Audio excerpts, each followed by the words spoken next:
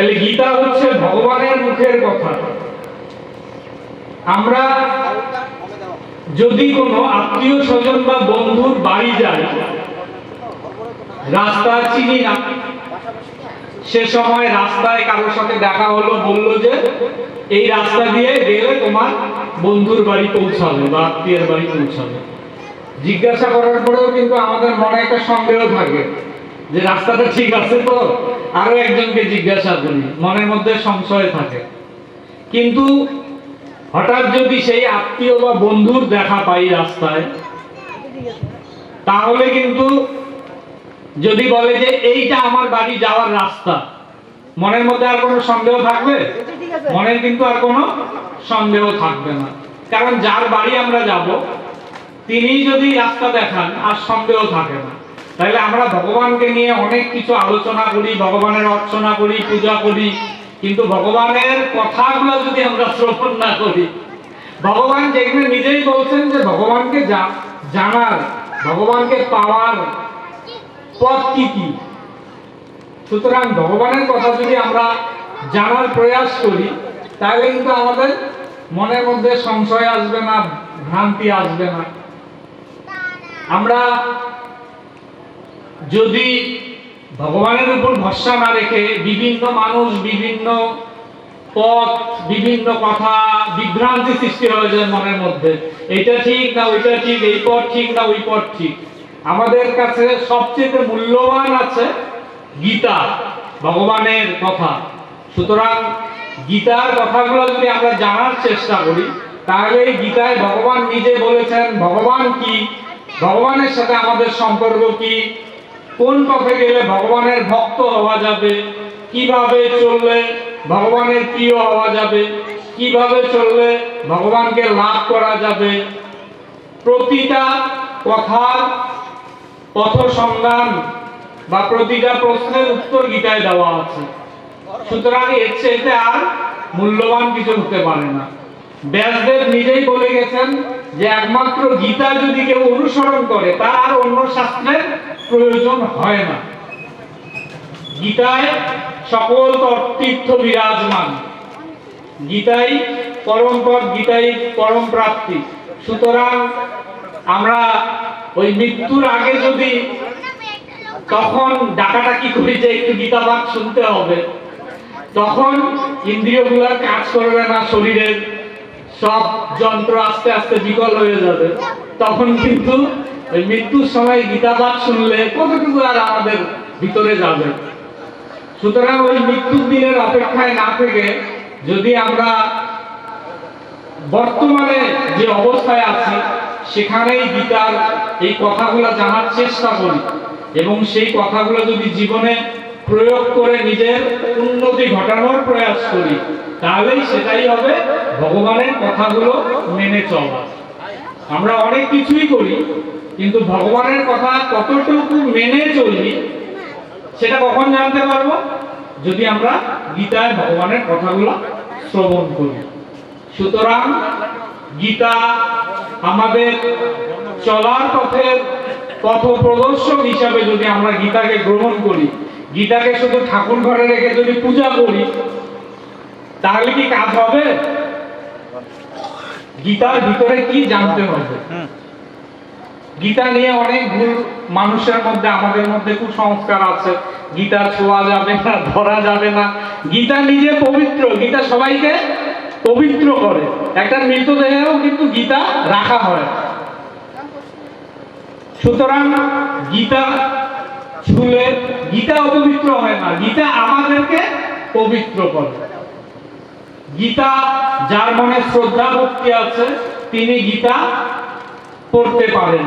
গীতায় কোনো, গীতা মাহাত্ম্যে বলাই আছে, কোনো ভেদাভেদ নেই, সকলেই গীতা পড়তে পারেন যার জানার ইচ্ছা আছে ভগবানের কথা। গীতা জানার জন্য সকলেই পাঠ করতে পারেন, গীতা পাঠের মধ্যে কোনো ভেদাভেদ নেই। তাহলে গীতায় 18টা অধ্যায় আছে। প্রথম অধ্যায় অর্জুন বিষাদ যোগ। অর্জুন বিষাদ যোগে অর্জুন বিষাদ, দুঃখে ভারাক্রান্ত।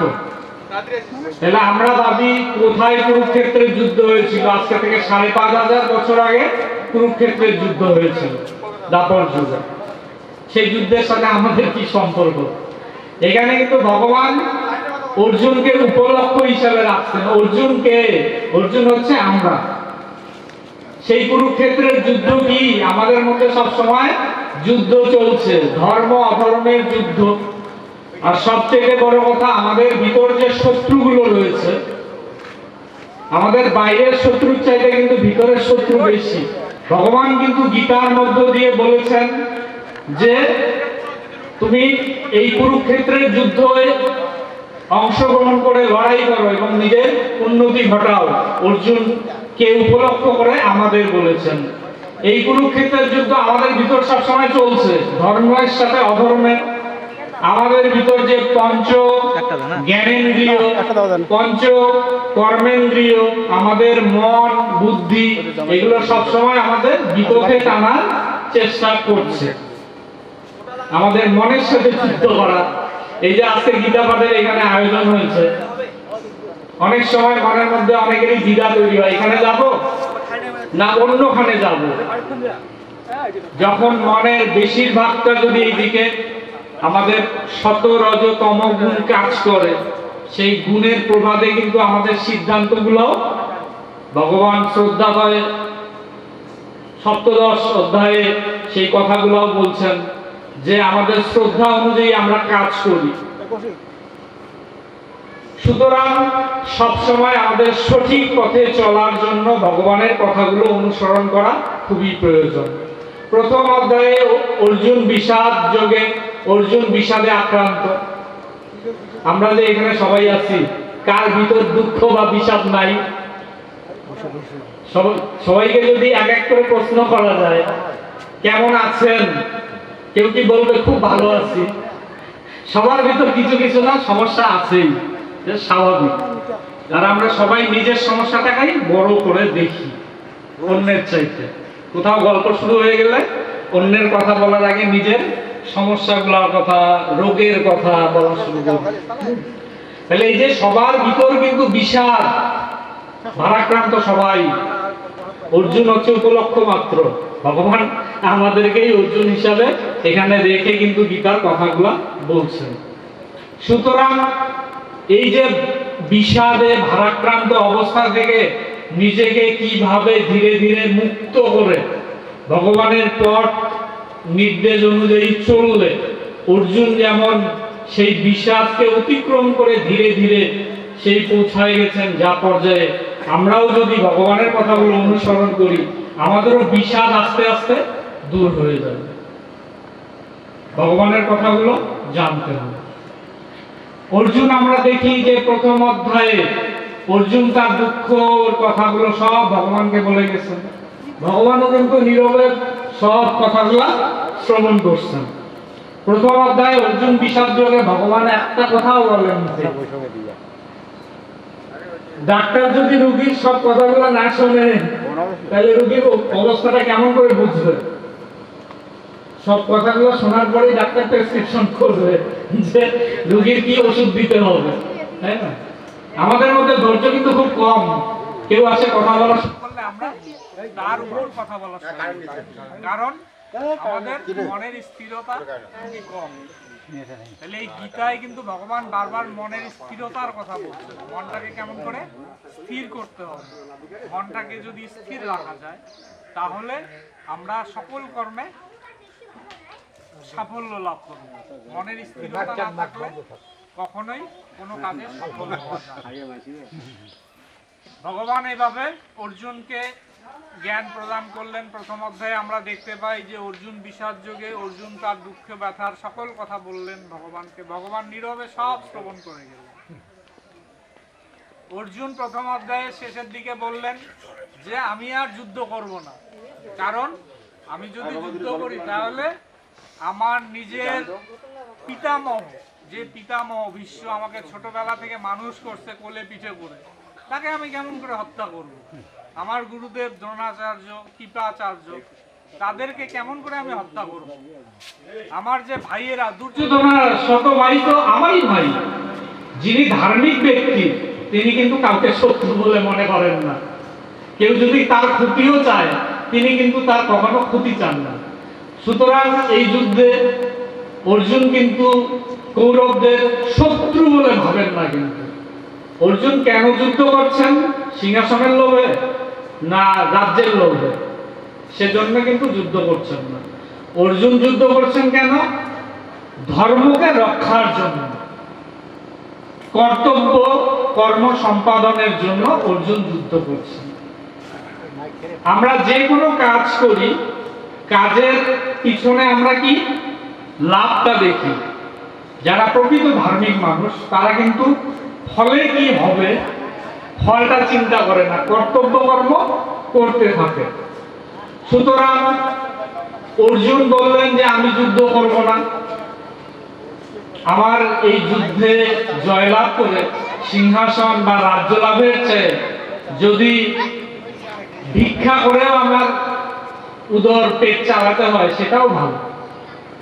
অর্জুন এই কথা বলে যুদ্ধ করবেন না বলে সিদ্ধান্ত নিলেন।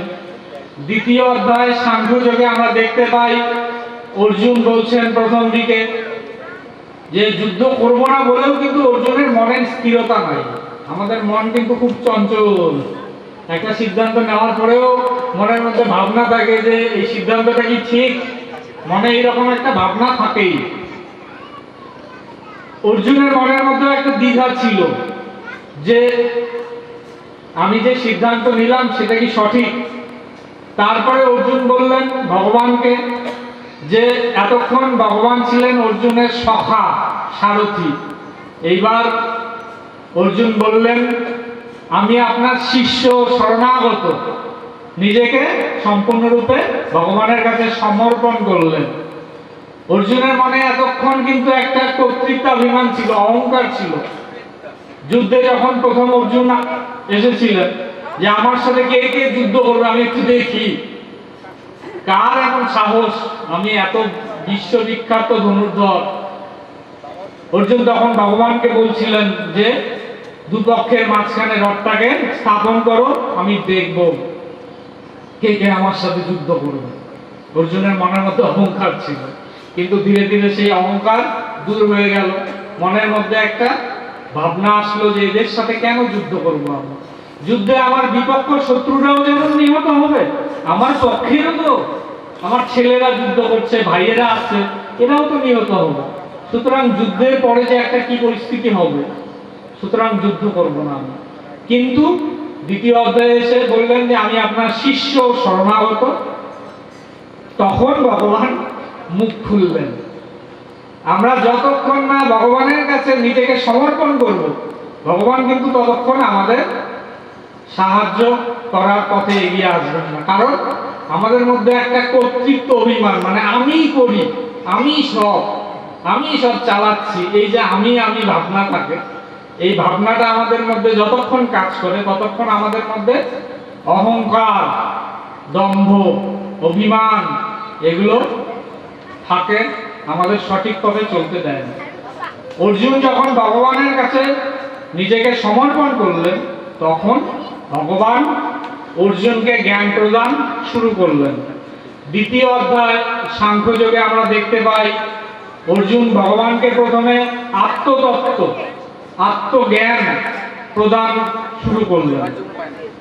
ভগবান অর্জুনকে বললেন তুমি যে যাদের হত্যা করবে ভাবছো, এদের হত্যা করার তোমার ক্ষমতা আছে? কারণ আমরা কিন্তু আমাদের পরিচয় এই শরীরটাকে পরিচয় ভাবি। ভগবান বললেন এই শরীরটা আমাদের পরিচয় নয়।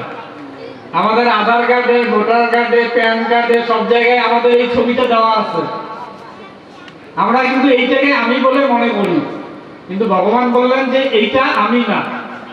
আমাদের এই শরীরটা পঞ্চভূতে তৈরি, মাটি, জল, বাতাস, আগুন, আকাশ, এটাও ভগবানের এক প্রকৃতি থেকে তৈরি। কিন্তু এই জড় পদার্থগুলোর নিজের কোনো ক্ষমতা নাই। ভগবানের আরেক নাম, ভগবানের অনেক নাম, ভগবান পরমাত্মা, ভগবানের অংশ আত্মা রূপে যতক্ষণ এই জড় দেহে আছে ততক্ষণ এই শরীরের কার্য, যখন এই ভগবানের অংশ শরীর থেকে বার হয়ে যাবে তখন আর শরীরের কোনো মূল্য থাকবে না। আমরা দেখি কেউ মারা গেলে কি বলি, উনি চলে গেলেন, সে যে লোকই হোক উনি চলে গেলেন, কিন্তু উনি তো সম্পূর্ণরূপে আমাদের সামনে আছেন। ওনার নাক, চোখ, কান, মুখ, শরীর কিছুই তো যায় নাই, সবই আছে। তারপরে আমরা বলি উনি চলে গেলেন। তাহলে আমরা কিন্তু নিজের অজান্তে বলি যে উনি শরীর না। তাহলে উনি কে? আমরা কিন্তু এই প্রশ্নটা মনে ভাবি না। তাহলে শরীর উনি না, শরীরের মধ্যে এমন কিছু ছিল যা উনি চলে গেলেন। উনি কিন্তু সম্পূর্ণ শরীরটাই ওনার আছে, তারপরেও বলি উনি চলে গেলেন। আসলে আমরা ওই উনি কথাটার মধ্য দিয়ে আত্মাকে প্রকাশ করি, কিন্তু নিজের অজান্তে করি জন্য আমরা বুঝতে পারি না যে কি বলছি। ভগবান অর্জুনকে বললেন যে ভগবান অবিনাশী, ভগবানের কোনো ক্ষয় হয় না। সেই অবিনাশী ভগবানের অংশ স্বরূপ আত্মা, আত্মারও কোনো বিনাশ বা ক্ষয় নাই। আত্মাকে পোড়ানো যায় না, ভেজানো যায় না, শুকানো যায় না, আত্মাকে কাটা যায় না। সুতরাং তুমি যে ভাবছো বিশ্বকে বা দ্রোণাচার্য, কৃপাচার্য সহ তোমার ভ্রাতাদের তুমি হত্যা করবে, তুমি কি আত্মাকে হত্যা করতে পারবে? এই যে শরীর আছে, এই শরীরের তো বিনাশ হবেই। এই শরীর তো জড় পদার্থ, তো এই শরীর তো বিনাশ হবে। তুমি যদি ওদের হত্যাও না করো তাও তো ওদের মৃত্যুবরণ করতেই হবে, স্বাভাবিক। সুতরাং ভগবান অর্জুনের মধ্য দিয়ে আমাদের বোঝালেন যে এই শরীরটা আমরা না, যে শরীর নিয়ে আমরা আছি, এই শরীরের ভোগ নিয়ে আমরা আছি, শরীরের ভিতর যে আমাদের ইন্দ্রিয়গুলো আছে সেগুলাকে তৃপ্ত করার জন্য আমরা ব্যস্ত হয়ে আছি, এই শরীর আমরা না। এই শরীরের ভাবনা ত্যাগ করে যদি আমরা আত্মার উন্নতি করি, সেটাই হবে আমাদের আত্মোন্নতি। যদি আমরা সদ্গুণ অর্জন করি, কি সদ্গুণ অর্জন করব, কিভাবে অর্জন করব, সে অর্জন করলে কি লাভ হবে, ভগবান সেই সব কথা গীতায় বলেছেন। তাই গীতাকে ঠাকুর ঘরে বন্ধ করে রাখলে আমরা ভগবানের কথাগুলো বুঝতে পারবো না বা হৃদয়ঙ্গম হবে না। সেই কথাগুলো আমাদের জানতে হবে যে কিভাবে ভগবান সেই পথগুলো আমাদের দেখিয়েছেন।